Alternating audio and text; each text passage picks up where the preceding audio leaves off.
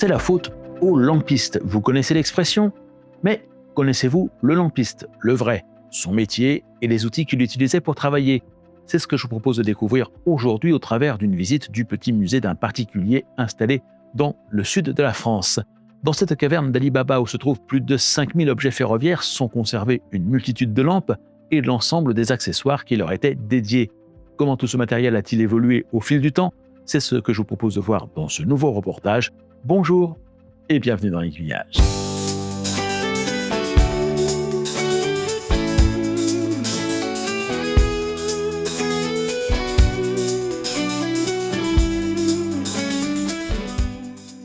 Sa collection, Paul l'a débutée il y a une trentaine d'années.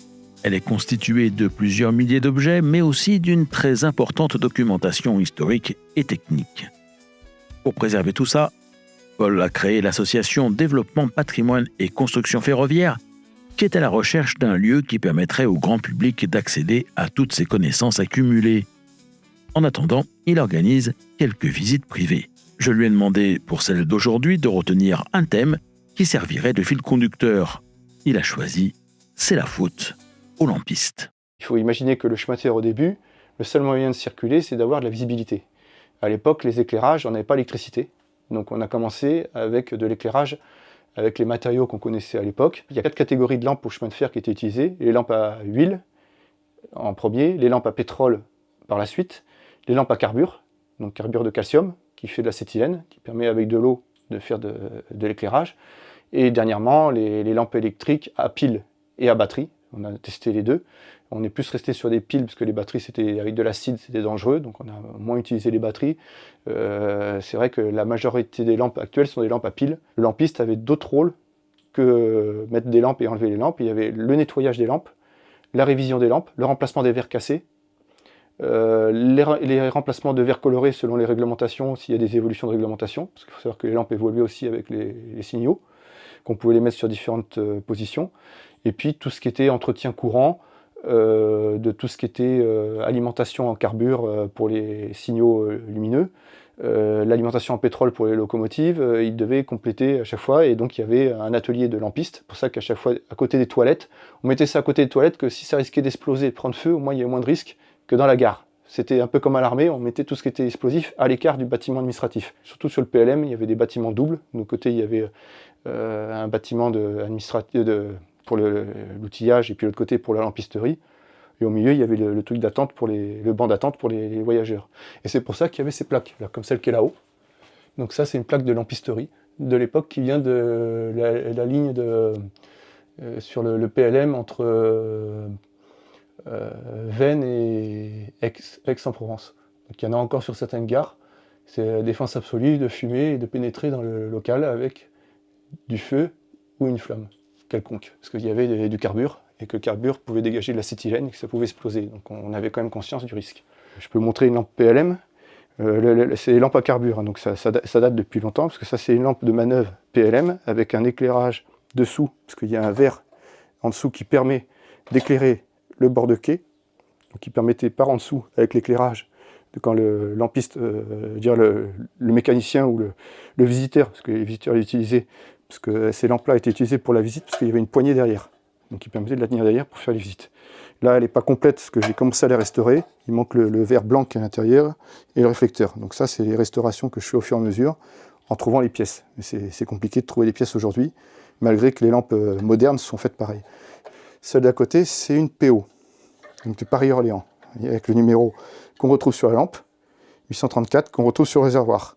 Donc PO 834. Donc c'est vraiment la lampe complète, avec ses réflecteurs amovibles.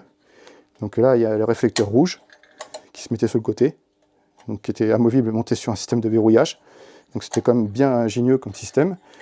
Et là, le réflecteur vert de l'autre côté, pareil, rabattable.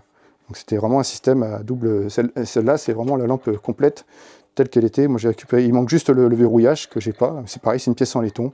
Ça, petit à petit, en récupérant des lampes de récupération, de restauration, j'arrive à les remettre dans leur jus de leur état. Et là, donc à l'avant, le verre blanc qui s'ouvre pour allumer la lampe. Donc ça, il y avait un système de verrouillage. Donc ça s'allumait toujours par le bec. Donc là, il y a le réflecteur, le bec et le verre. Donc ce que j'expliquais sur cette lampe-là, elle est complète parce qu'il y a son réservoir d'outillage Donc, sur ces lampes-là, il y avait de l'outillage, qu'il fallait les entretenir. Le problème avec le carbure, c'est que ça fait de la suie. Et la suie, au milieu, il y a un bec. Et le bec se bouche. Donc après, on a une flamme jaune ou on a une flamme qui ne marche pas. Donc il y avait un bouchon là, qui se dévissait. Donc je vais montrer ça. Hop, bouchon en laiton qui s'enlève. Et là, il y a un réservoir. Et dans le réservoir, il y avait plusieurs choses. Il y avait les becs de rechange et ce petit outil. Donc voilà. Donc ça, c'est les becs de remplacement, différents modèles de becs, donc qui étaient utilisés pour les lampes à carbure, donc avec une partie en céramique, pour que ça résiste à la chaleur, et la buse qui est très fine. Donc on comprend qu'avec la suie et les remontées des fois de particules par le réservoir de carbure avec l'eau, peuvent encrasser l'intérieur du bec. Donc c'est toujours à pas conique, donc c'est avoir un vissage comment dire, efficace et étanche, pour que ça se visse bien sur la partie cylindrique du support. Et donc là, il y a cet outil-là, qui est très utile pour les lampes à carbure, qu'il y avait dans toutes les lampes à carbure à l'époque. Ça se dévisse, et dedans, il y a des épinglettes qui sont montées dessus, comme une petite brosse. Et en fait, ces petites aiguilles permettaient celui-là il a servi, permettait de déboucher le bec. On rentrait le truc dedans, et on arrivait à déboucher le bec. Et ça permettait d'enlever la particule qui bouchait la sortie du bec. Et donc ça, c'est pas courant de l'avoir complet avec le système d'origine. Et ça, après, pour le protéger, on le remettait dedans pour pas esquinter les aiguilles et on refermait. Voilà. Ces lampes à carbure, ça a été peut-être celles qui ont eu le plus de durée de vie dans l'histoire du chemin de fer, en lampes d'utilisation dans tous les domaines. Aussi bien des lampes d'éclairage en gare, que des lampes de fanal, même, qui ont été montées à carbure, que des lampes de manœuvre.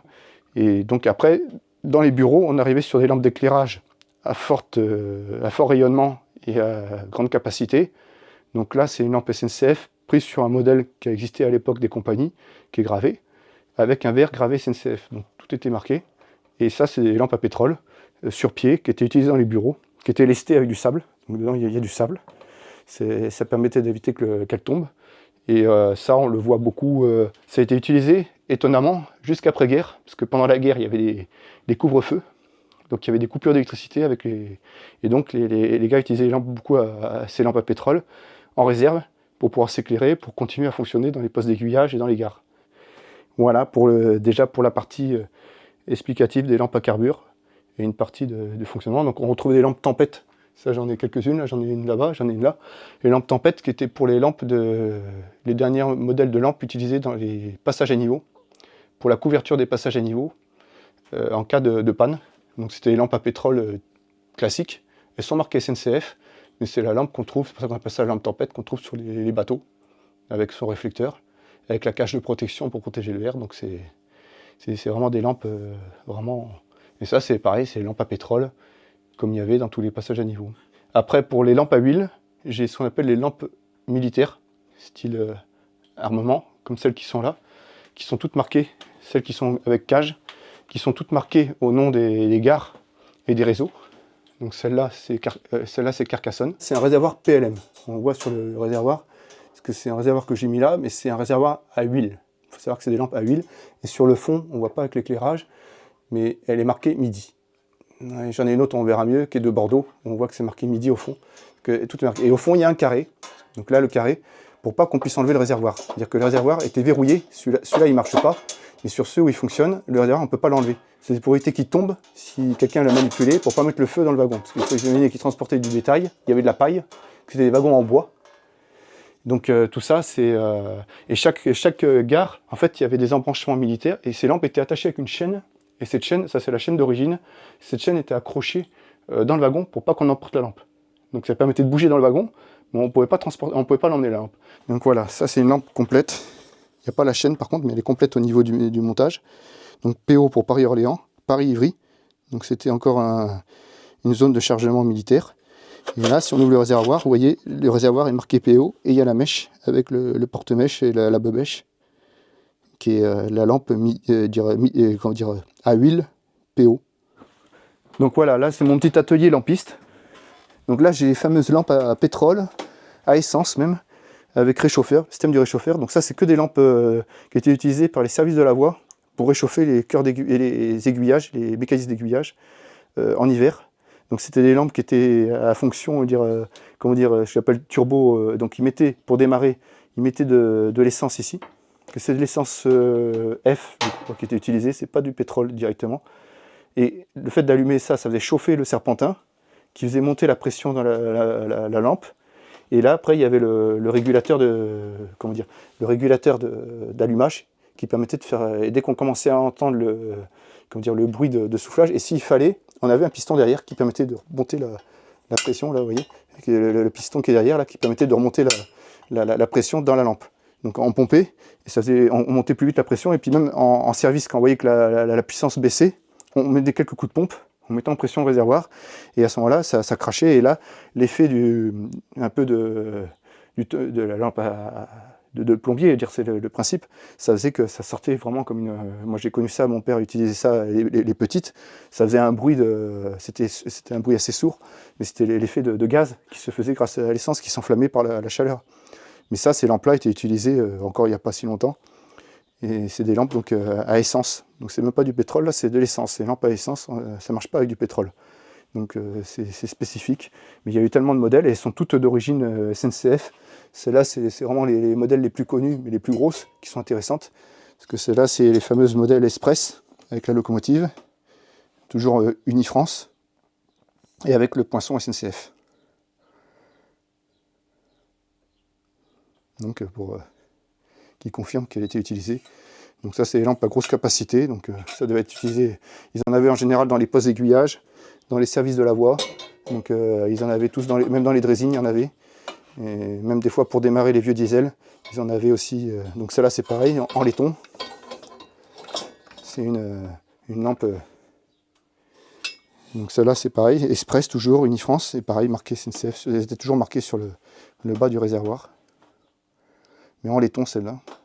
Un peu plus simple, mais toujours le même principe. Donc là, dans la lampisterie, que je continue sur les lampes, j'ai le bac de lampisterie, donc là qui est ici. Donc ça, c'est un bac authentique de contrôle et de visite des lampes. Donc ça, c'est vraiment le bac tel quel qu'on trouvait dans les lampisteries, qui permettait de dégoûter, de nettoyer et de contrôler. Là, j'ai même une bobèche d'ancienne lampe. J'ai mis là exprès un réservoir pour montrer un autre réservoir de lampes. Mais c'était le bac sur lequel on pouvait goûter, nettoyer, contrôler les lampes, parce que le surplus de pétrole tombait dedans, et après était récupéré, filtré et réutilisé s'il fallait. Et donc c'est vraiment les bacs typiques, il est marqué SNCF, et donc était utilisé dans les dépôts où il y avait une lampisterie. Donc là, pour les lampes traditionnelles, donc on avait donc des réservoirs, donc des jerrycans, comme celui-là. Non, ça c'est de l'huile, mais l'huile pouvait être utilisée aussi pour l'éclairage, mais j'en ai de pétrole. Ça c'est réseau Nord, petit matériel. Donc ça c'est pareil, c'est numéroté. Donc ça c'était des réservoirs d'huile essentiellement. Alors pour le carbure, on ne pouvait pas laisser le carbure à l'air parce que ça captait l'humidité, ça se décomposait et ça dégageait de l'acétylène. Donc pour transporter le carbure, c'était des réservoirs hermétiques. Donc là j'ai un très beau modèle de l'époque des chemins de fer de l'Est, qui vient de la gare de Saint-Brice. Voilà, le pot à carbure, il est hermétique, il est galvanisé. Alors on voit bien Saint-Brice, Courcelles. Donc c'était vraiment le... Et donc le principe, c'est qu'il y avait un autoclave qui se fermait avec un système de boulons et un verrouillage à fermoir complet. Donc on dévissait complètement, clac. Et le bouchon qui était monté avec un joint pour pouvoir le serrer en pression. Et là, le réservoir dans lequel était stocké le carbure. Donc était galvanisé. Donc celui-là il est en parfait état, il n'est même pas oxydé, rouillé. Et le joint permet de garder l'étanchéité. Ça fait des très belles boîtes de conserve.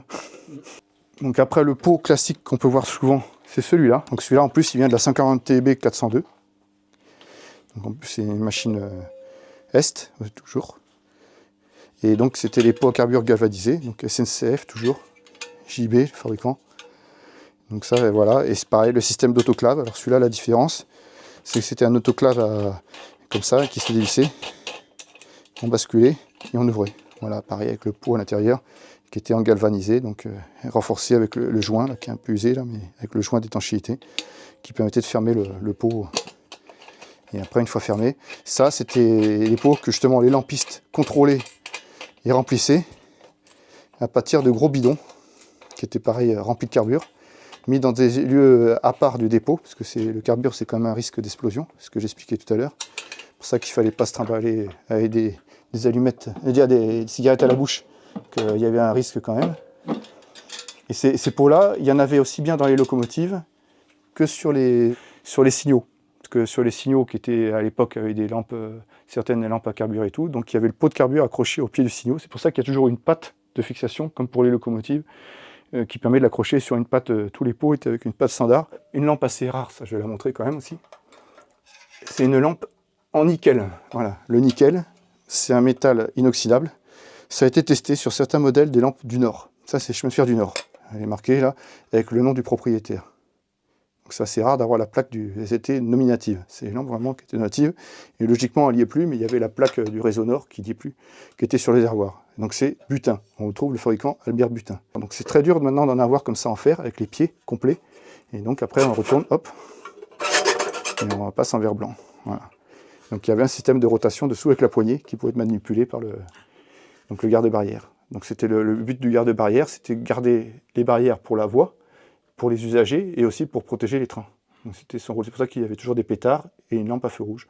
Donc après, les lampes que j'appelle modernes, entre guillemets, que la SNCF a utilisées, c'est ces lampes-là. C'est les lampes, tous les tons, voilà, à trois volets. Donc 3 volets, parce que certaines, comme celle de là-haut, servaient pour faire de l'éclairage.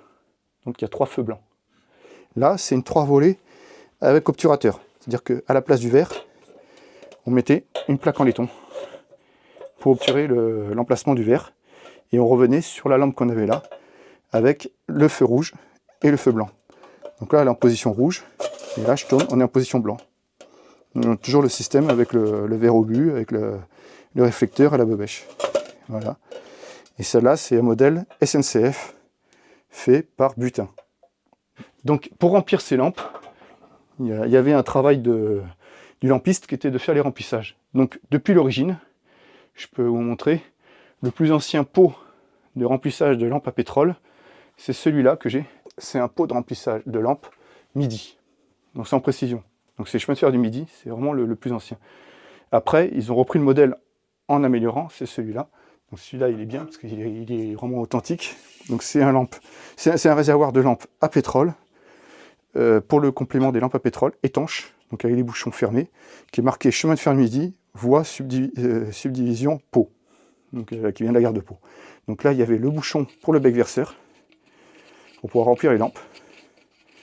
Donc ça, c'est un système qui était utilisé à l'époque pour pouvoir bien fermer à chaque fois, pour pas que le pétrole, comme c'était volatile et inflammable, qu'il n'y ait pas de risque de mettre le feu. Donc ça, ils en avaient donc au service de la voie pour les lampes de signalisation. Donc, la voie subdivision, c'est ces signaux et tout ce qui était éclairage de signalisation. Et ça, c'était donc le bouchon pour le remplissage. Voilà, donc qui était déjà pas gros. Donc c'est pour ça qu'il y avait des entonnoirs.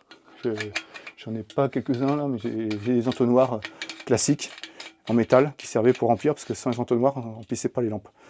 Et après, la SNCF a continué, donc avec des chaînettes à chaque fois pour ne pas perdre le bouchon. C'était vraiment conçu pour être solide et comment dire, pas perdre un élément. Puis c'était fait simple et robuste avec une poignée derrière. Donc, et ça, c'était fabriqué par ceux qui fabriquaient tous les bidons à l'époque. Il n'y a pas la marque sur celui-là. En général, c'était Luchère ou Butin. Il n'y avait pas 50 fabricants. Donc la lampe tempête, j'en ai une là, donc on la voit. Là. Ça, c'est la lampe tempête. Ça, c'est Poyard. Voilà, c'est cherché, c'est Poyard, le fabricant. Qui faisait tout ce qui était bidon et burette, Poyard. Et les burettes les plus utilisées, il y avait 3 tailles. Là, j'en ai quelques-unes là. C'est ce modèle-là. Ça, la SNCF a beaucoup utilisé ces burettes-là, avec le bouchon spécifique, qui avait 2 fonctions. Donc ça, c'est vraiment le réservoir de lampiste. Il y avait plusieurs tailles, il y avait 3 tailles. Il y avait la petite, il y avait la moyenne et la grande. Là. On voit les différentes tailles là, qui étaient toutes faites sur le même système. Et le bouchon a une particularité, il avait 2 rôles. Un, pour remplir. Donc c'est pour ça que c'était en entonnoir. Et il y avait un petit trou là, pour que l'air remonte. Donc le gars, il arrive avec son gros bidon, avec son bouchon d'1 pouce, hein, et il versait là-dedans doucement, et pour pas que ça refoule, ils avaient fait système pour que ça descende dedans. Donc ça, il le faisait sur la grille que j'ai montrée tout à l'heure, du magasin de lampiste. Donc il préparait ses réservoirs pour après aller sur le terrain pour pas se trimballer les bidons. Et ce bouchon, il a 2 rôles. Déjà de fermer et d'ouvrir le débit. C'est-à-dire que dedans, il y a un bouchon en liège qui est d'origine, avec un passant, comme un robinet. Donc il y a un petit trou pour l'arrière, pour les vents, pour l'air, et le gros trou pour faire couler le pétrole par le bec. Donc en fait, sur le bouchon, on retrouve les deux trous. Donc quand il était comme ça, perpendiculaire, comme un robinet, ça ferme, comme pour le gaz. Et quand il le mettait comme ça ouvrait et il pouvait verser. Et si vous voulez qu'il verse moins vite, il mettait l'autre côté qui était plus petit et il versait doucement. Donc c'était vraiment conçu pour être utilisé vraiment comme que ce soit hermétique et utile. C'est-à-dire qu'on n'a pas besoin à chaque fois de marquer SNCF. Donc ça, là, elles sont plus récentes. Et elles sont fabriquées, j'ai toujours pas le nom de fabricant, si, oui, c'est ça. Unifrance. Donc c'est le même fabricant, Unifrance, que les lampes à essence que j'ai montré tout à l'heure. Donc Unifrance était un des fabricants aussi de réservoirs. Donc il y a vraiment, on n'imagine pas tous les fabricants qui pouvaient fabriquer pour le chemin de fer dans ce domaine-là, parce que c'était vraiment la base du fonctionnement du chemin de fer, l'éclairage. Donc le lampiste avait vraiment un rôle essentiel à ce niveau-là pour faire fonctionner que ce soit les lampes, les approvisionnements, tout était lié. Donc au chemin de fer à l'époque, sans lampiste, rien ne fonctionne. Et c'est pour ça qu'on disait toujours que c'est la photolampiste. Donc on arrive à la partie électrique. Donc voilà une ancienne SNCF, une des premières qui a été gravée. Voilà, ça c'est vraiment une des premières SNCF avec la gravure. Et celle-là, elle est restée vraiment dans son jus avec sa poignée, son feu rouge d'origine avec la molette d'origine. Et celle-là, pareil, elle doit être aussi marquée 44, je pense. Ouais, 17344, c'est vraiment le modèle de l'époque, avec le fond encore en bon état. Donc ça, c'est ce qui est le plus dur, d'avoir des lampes qui ne soient pas trop... L'effet de l'acide des piles, c'est que ça attaque la fonte d'aluminium. Et là, elle est limite de la perforation, mais elle tient encore. Et là, celle-là, en plus, elle a perdu, mais elle avait une plaque d'affectation, comme il y avait, fixée sur le côté, qui n'est plus, qui était rattachée sans doute à une machine, comme j'en ai qui sont gravées. Ça, c'est une lampe de manœuvre qui avait le signal de départ sur le côté, donc qui était à l'époque qui était à batterie. Donc la batterie, c'est-à-dire avec de l'acide. Donc il y avait derrière, il y avait un système, c'est ce que je voulais montrer, je montrais sur une qui est à l'extérieur. Il y avait de l'acide, et donc le risque, c'était que en la renversant, l'acide peut brûler, donc peut esquinter des choses. Et s'il est mal entretenu, ça peut provoquer des brûlures aussi. La lampe elle peut avoir des problèmes après d'entretien. Le plastique aussi s'abîmer avec le temps, les plastiques se déformer. Et puis il fallait avoir le chargeur, il fallait contrôler les niveaux. Et celle-là, elle avait la particularité, c'est qu'elle faisait feu rouge, feu blanc, et elle avait le feu vert de départ sur le côté. Logiquement, celle-là, oui, celle-là, elle a le feu vert sur le côté. Que c'est des lampes particulières que le lampiste doit connaître. On revient toujours au même problème. Donc c'est pour ça, maintenant, on sait pourquoi c'est toujours la photolampiste. Même quand un train arrive en retard. L'expression a très largement dépassé le seul cadre ferroviaire. Elle permet de dénoncer une situation dans laquelle on accuse quelqu'un qui n'est en rien responsable de ce qu'il s'est passé. Quant au lampiste, le vrai, son métier a disparu dans les années 50 avec la généralisation de l'électricité, de l'automatisation, de la signalisation et de l'éclairage. Les tâches qu'il effectuait ont disparu ou ont été reprises par des agents de maintenance, des électriciens et des techniciens de la signalisation électrique, entre autres. Puisque vous êtes resté jusque-là, vous pourriez sans doute être intéressé par cet autre reportage consacré à un autre musée, également installé dans le sud de la France chez un particulier, celui des technologies ferroviaires de la Seine-sur-Mer.